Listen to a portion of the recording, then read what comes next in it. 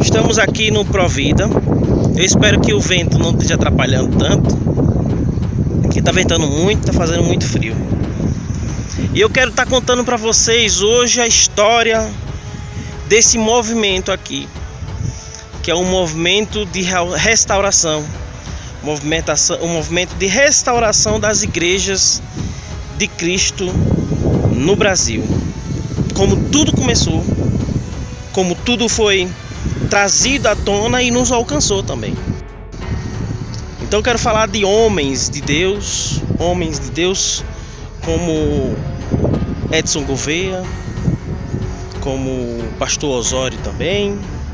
Quero estar falando também de pessoas, de homens, como o pastor Gerson, que está aí na liderança da igreja hoje do Concílio das Igrejas de Cristo, e Ulisses também, né, que está envolvido.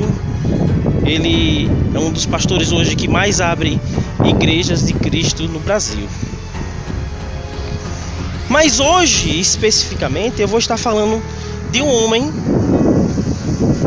que dentro desse movimento foi um bom discípulo, é um bom discípulo, que até hoje ele trabalha com missões.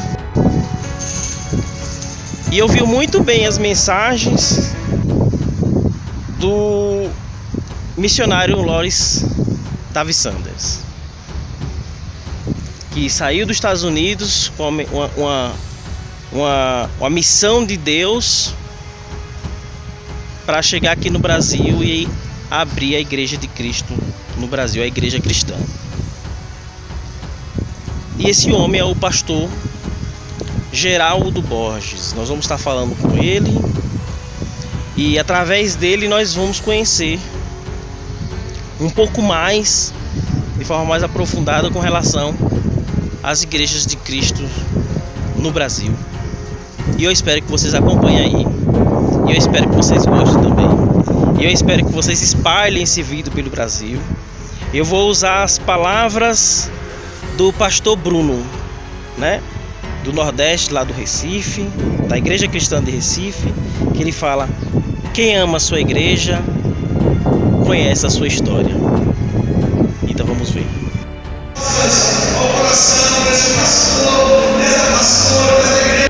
Então não crie, não cerceie, não crie barreiras para si mesmo. Viva na liberdade do Espírito, com as raízes na palavra de Deus.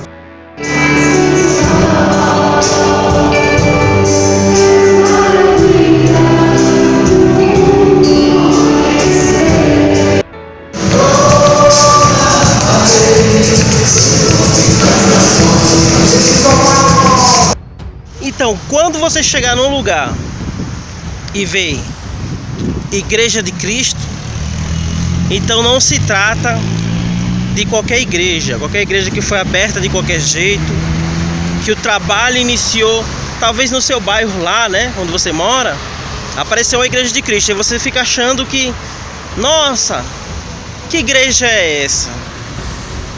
Saiba, amigos, que é uma igreja que tem história. Tem muita história para contar, tem muito amor envolvido e, mais do que tudo isso, Deus está nesse trabalho, porque é um trabalho que tem trazido muitos frutos. E nós estamos aqui na capital do Brasil para mostrar para vocês que essa igreja aqui não é uma igreja qualquer, é uma igreja que tem história. Já dizia, né? Vou repetir, o pastor Bruno, lá do Recife, que quem ama a sua igreja conhece a sua história. Então, quem é parte dessa igreja daqui sabe da história que essa igreja tem e tem transmitido nos seus passados e seus anos.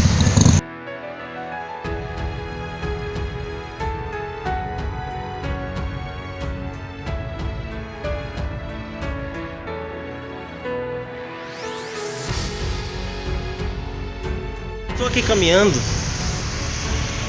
e estamos perto aqui da entrada da igreja, do templo, a entrada principal. E, minha gente, eu fico impressionado com a estrutura desse lugar. Um lugar muito bem construído, muito bem localizado.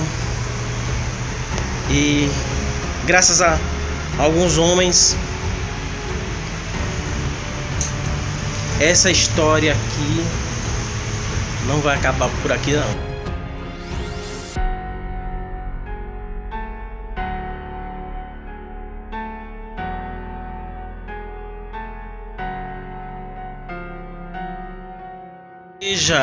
Essa igreja aqui tem muitos trabalhos importantes de alcance nacional, como por exemplo o Nordeste, né? Muitos lugares do Nordeste são sustentados através dessa obra, de pessoas que se disponibilizaram daqui para ir lá pro Nordeste, da onde nós somos. E meu filho, essa obra tem alcançado o mundo, graças a Deus. E esses homens de Deus recebem treinamento constante aqui nessa instituição, para você ver que não é uma instituição qualquer, porque ensina, discipula seus pastores, seus membros, através desse seminário teológico aqui, com uma estrutura fantástica, inclusive com estrutura EAD. Então, da sua casa você pode estudar aqui, nesse lugar.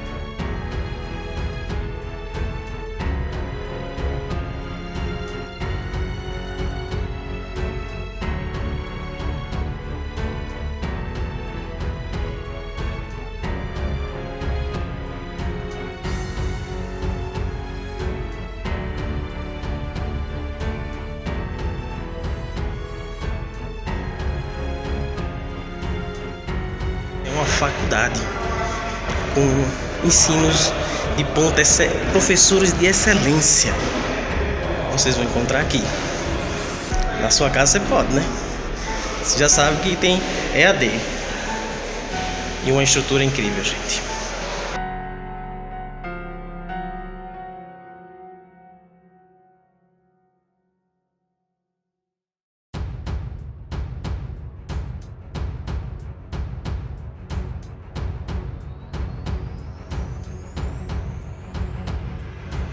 De aula aqui com estrutura extraordinária, hein?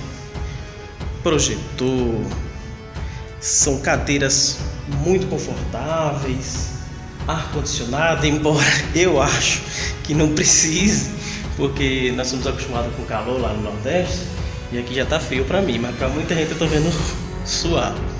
Mas é uma estrutura de excelência. Eu fico besta, meu filho.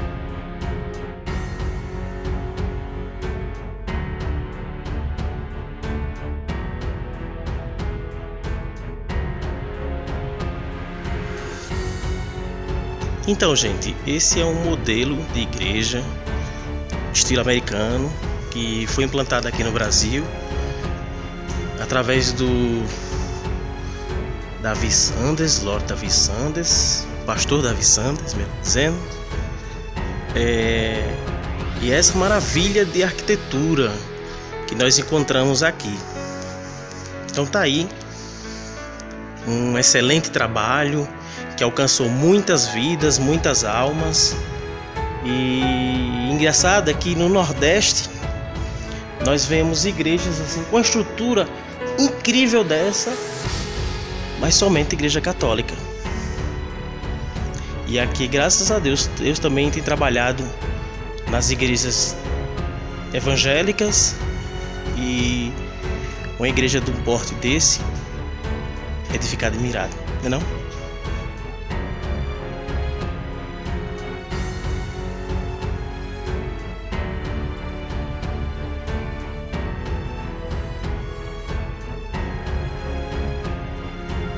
essa é a Igreja de Cristo do Plano Piloto.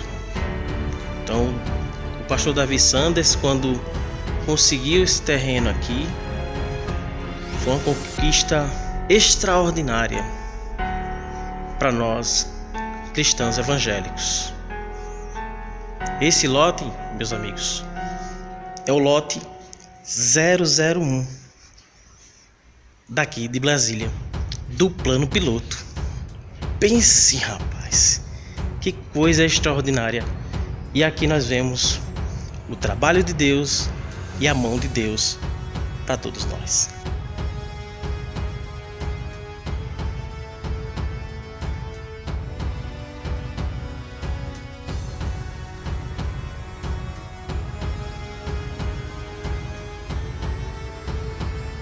Hoje esse trabalho aqui, né, do Plano Piloto é dirigido, né, presidido pelo pastor Edson Gouveia.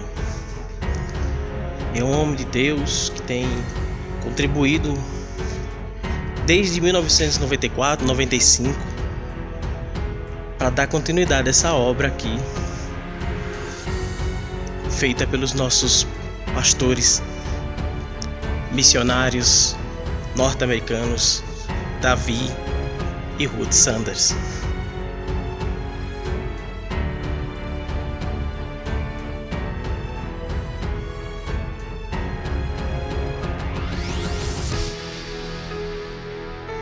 Então, nesse exato momento estamos chegando aqui na chácara desse homem de Deus e vamos conversar um pouco com ele, né?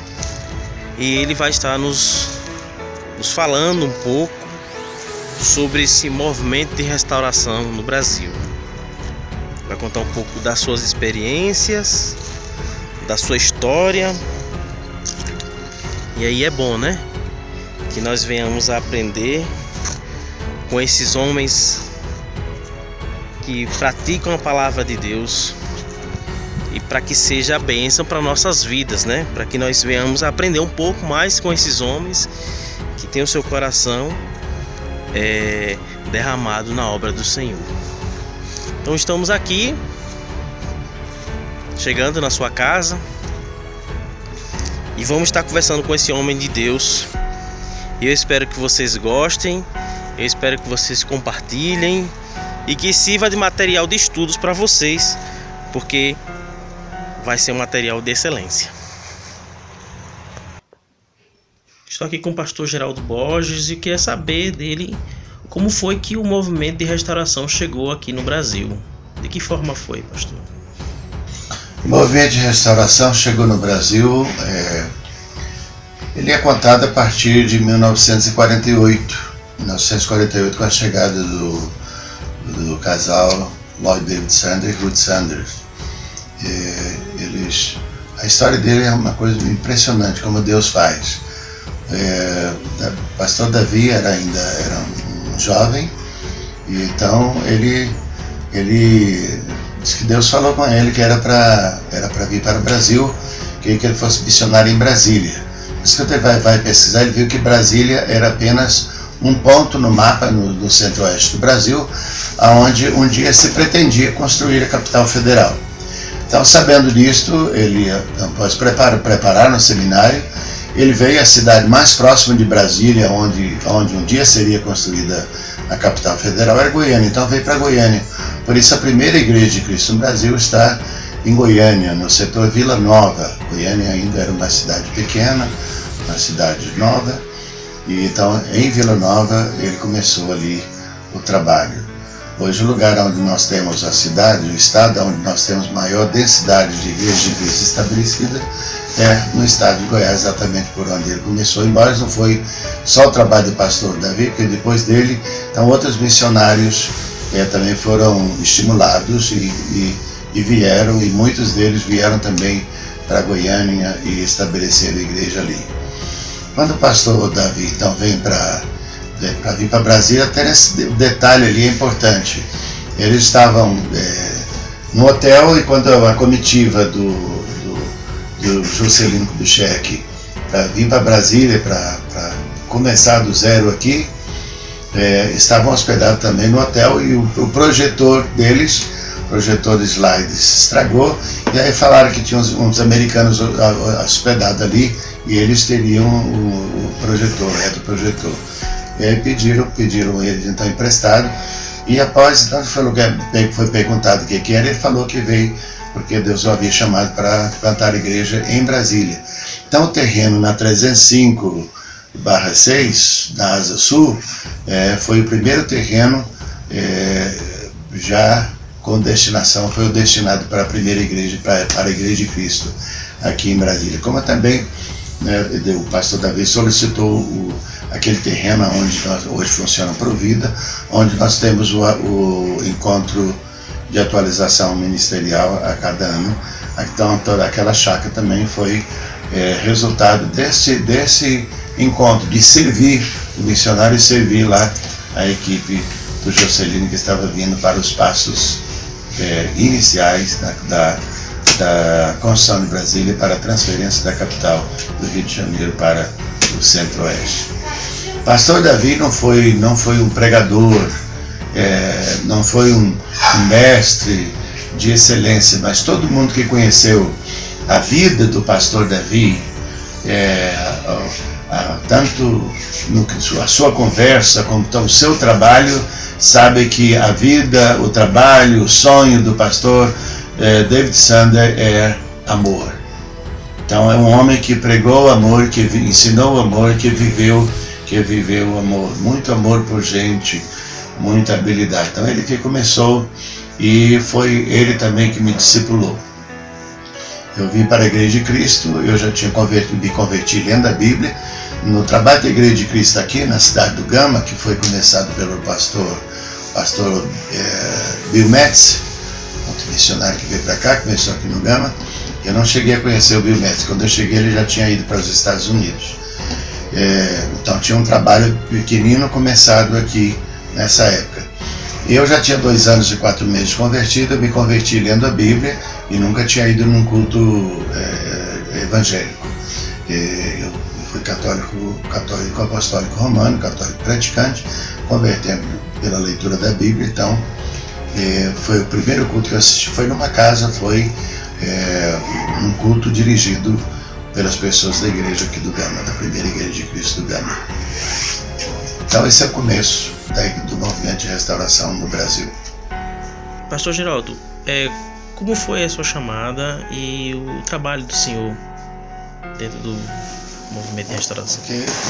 Essa pergunta é muito importante para mim, e eu penso que pode ser importante também para qualquer pessoa que às vezes tem pensado ou tem desejo de saber alguma coisa a respeito. No meu caso específico, eu acredito que nós temos a chamada geral, essa é para todo cristão. Se a pessoa tem convicção da salvação em Cristo Jesus, você reconheceu o pecador, aceitou Jesus como seu Senhor e Salvador, tem certeza da vida eterna em Cristo, então você faz parte da chamada geral. A grande comissão para pregar o Evangelho a toda criatura é dada aos discípulos de Jesus. Então se a pessoa é discípulo, ele está também comissionado. Contudo, é possível que exista também a chamada específica. Deus chamou alguém específico para um determinado lugar, para uma determinada obra. A gente vê base bíblica para isso. Mas no meu caso, logo que eu me converti, lendo a Bíblia, como eu disse no vídeo anterior, me converti lendo a Bíblia. E no dia que eu decidi entregar minha vida a Jesus, que eu recebi a libertação, perdão de pecado, a libertação de vício, de prostituição e etc., então eu comecei a pregar o Evangelho. Eu comecei a pregar, por exemplo, aqui em Brasília eu pregava lá no setor comercial sul, no setor bancário sul, que é onde havia um grande aglomerado de pessoas para pegar ônibus, para satélites. Então, enquanto esperava o ônibus ali, pregava também no ônibus coletivo todos os dias, quando estava indo, tirava o Novo Testamento do bolso e chamava a atenção das pessoas no ônibus e dizia: gente, eu queria a atenção de vocês, e eu então dava o meu testemunho e compartilhava uma rápida mensagem ali. Então foi assim que começou. 2 anos e 4 meses após essa minha decisão, eu tive a oportunidade de conhecer a Igreja de Cristo, que é fruto do movimento de restauração começado no século atrasado nos Estados Unidos. E então eu já vim para a igreja, já vim como pregador do evangelho. Primeiro culto que eu vim, e então estive numa igreja muito cedo, com 2 meses de batizado.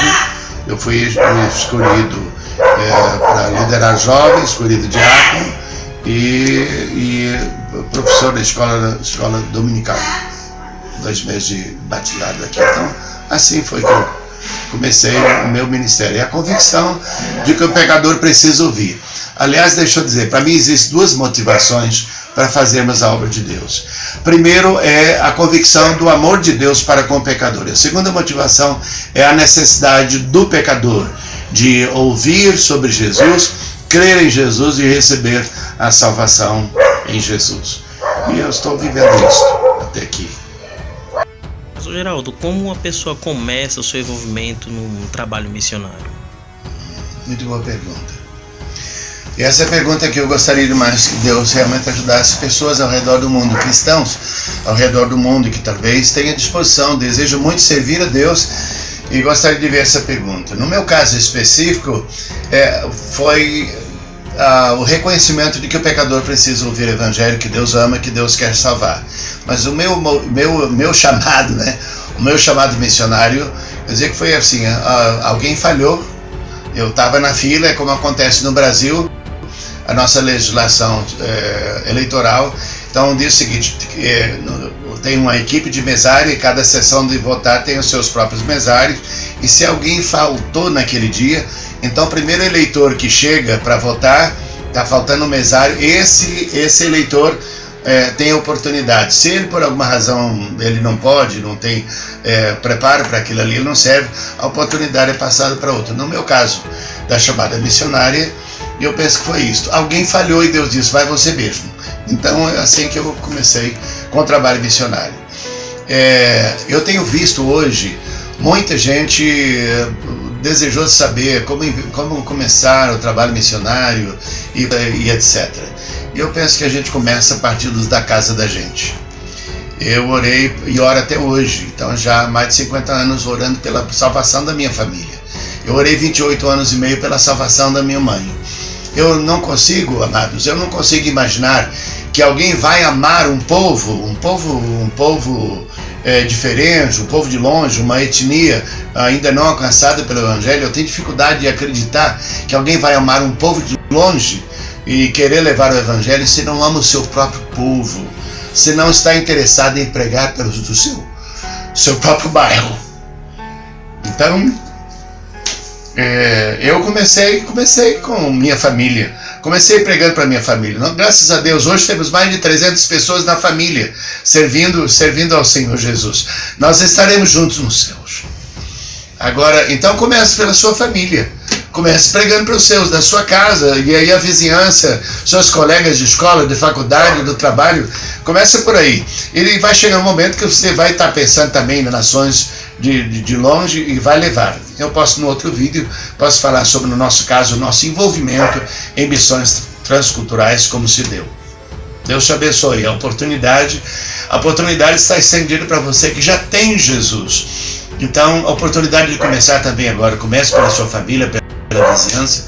Foi assim que eu comecei e estou grato a Deus por ter aproveitado a oportunidade que Ele me deu até aqui. Como iniciou o movimento do Senhor com missões transculturais? Muito boa pergunta. Eu estava ainda na faculdade teológica e um professor havia estado em Malawi e ele esteve com alguns refugiados moçambicanos. Moçambique estava em guerra, havia acontecido a guerra de libertação e depois ainda o próprio povo moçambicano estava em guerra entre si. Foi uma guerra que durou muitos anos.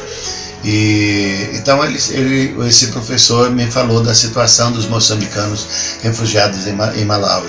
E eu então pensei, meu Deus, eu não teria que investir um tempo grande da minha vida para aprender uma nova língua, porque Moçambique fala a minha língua.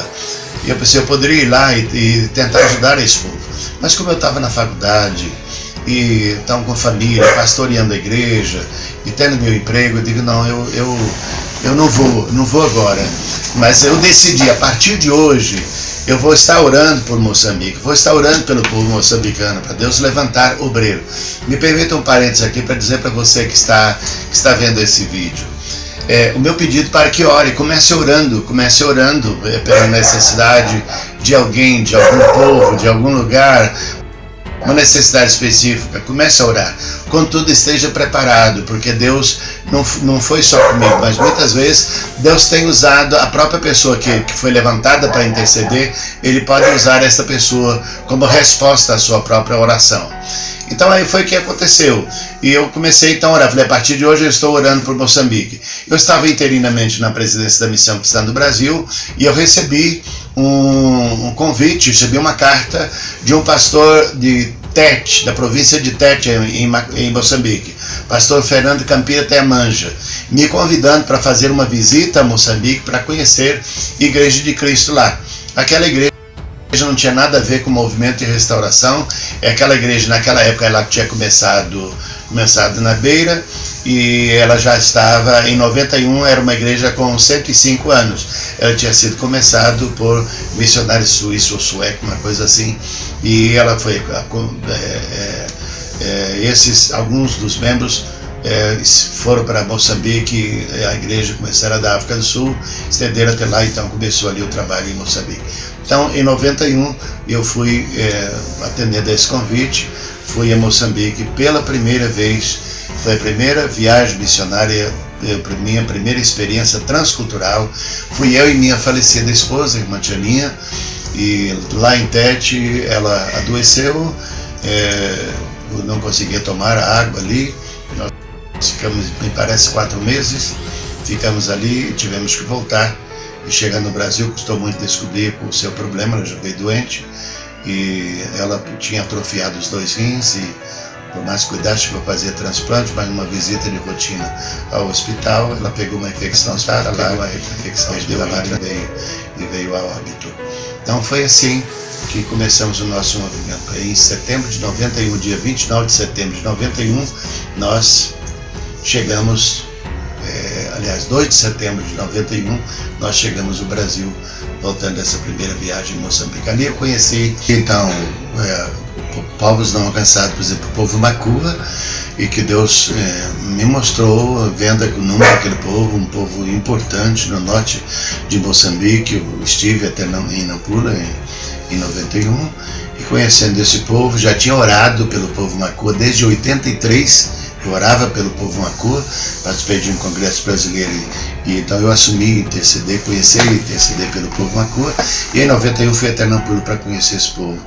E voltamos de lá, eu e a Tianinha, decididos que nós estaríamos pedindo a Deus para nos dar um sustento para um trabalho itinerante junto às igrejas de Cristo no Brasil, para que nós pudéssemos levantar junto às igrejas pessoas que se dispusessem a ir para Moçambique para trabalhar, principalmente com o povo Macua, que àquela altura a estatística dizia que tinham 6 milhões de habitantes. Então foi assim que começamos o nosso envolvimento em missões transculturais.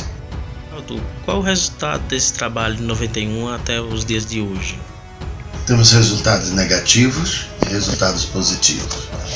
Resultados negativos são pequenos, comparado com o que Deus tem feito para a salvação de almas. Eu fiquei viúvo, né? Minha esposa, como falei no vídeo anterior, então minha esposa veio a óbito, ela nunca pôde voltar a Moçambique. Eu peguei malária cerebral 2 vezes, uma outra vez eu cheguei enfermo, que os médicos não conseguiram descobrir que era diarreia, dor de cabeça, febre. Passei 2 semanas hospitalizado no corredor do hospital em Brasília. Os médicos não descobriram, mas o pastor Euflávio, numa visita, orou por mim, fiquei curado, e os médicos então me deram alta sem saber o que eu tinha e sem saber como é que foi que eu fiquei curado, mas tinha certeza que eu não estava doente mais. Então essas são algumas das experiências dos resultados negativos. Mas de positivo não se compara com a experiência negativa. Em Moçambique, por exemplo, dia 29 de setembro de 96, como resultado daquela busca e oração intensa e busca por missionário, cheguei lá com Kleber Juracema, nosso missionário para Moçambique. Então, 29 de setembro de 2006, cheguei 11 horas da noite ali com aquele casal de jovens para começar do zero. No dia 30 nós tiramos a foto com um moçambicano ali que encontramos na rua, para dizer para nós mesmos e para a posteridade que nós estávamos começando zero, não tínhamos nem com quem tirar uma foto ali para dizer que estávamos em Moçambique e começando o trabalho. Hoje nós temos uma escolinha de futebol, nós temos um internato para menores, né, que está com 80 internos, meninos e meninas. Nós temos uma escola primária com mais de 1.200 alunos, é tida como a melhor escola do norte do país. Nós temos um seminário para treinamento de obreiros nacionais, um sistema bastante diferente de tudo que tem, né? Por causa da realidade de Moçambique. Então temos treinando obreiros em Moçambique. E até o final do ano passado, final de 2018, nós ultrapassamos 130 igrejas estabelecidas nas 4 províncias mais ao norte do país. Nós começamos com a província de Nampula, onde nós somos com o nosso alvo de trabalhar com o povo Macua, e trabalhamos também com o povo Coti, que é uma etnia inserida dentro da província de Nampula. Estamos trabalhando também na província de Cabo Delgado, no extremo norte do país, trabalhando na Niassa e agora começando o trabalho também na província da Zambésia. Então ultrapassamos já aí até o final do ano passado, tínhamos ultrapassado 130 igrejas. Desse ano eu não tenho estatística desse ano ainda, nossos missionários estão lá. Outra coisa para você pensando, no caso da escola, os nossos professores dessa escola primária, todos os professores, inclusive o coordenador pedagógico, todos já vieram do orfanato. Então é um milagre de Deus, é o que Deus tem feito ali, só alguns dos resultados. E dali de Moçambique também, outros povos também, tivemos o privilégio de a Igreja de Cristo no Brasil ter enviado missionário e ter sustentado esse missionário também em outros países. Mas falamos aqui especificamente de Moçambique, e você está convidado a fazer parte desta obra de missões transculturais. Esse precisa preparo específico, tá? Que Deus te abençoe.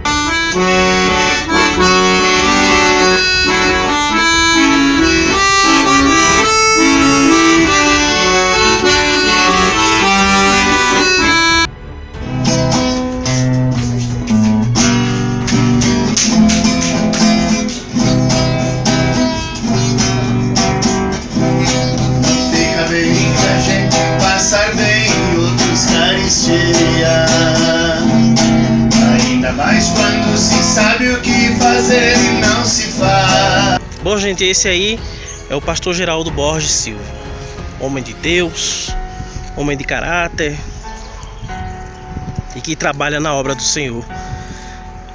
Semeou muito e tem semeado bastante na vida das pessoas e no reino de Deus. Esse é só um pouquinho, gente, da história da Igreja de Cristo no Brasil, desse movimento que é o movimento de restauração que começou lá nos Estados Unidos.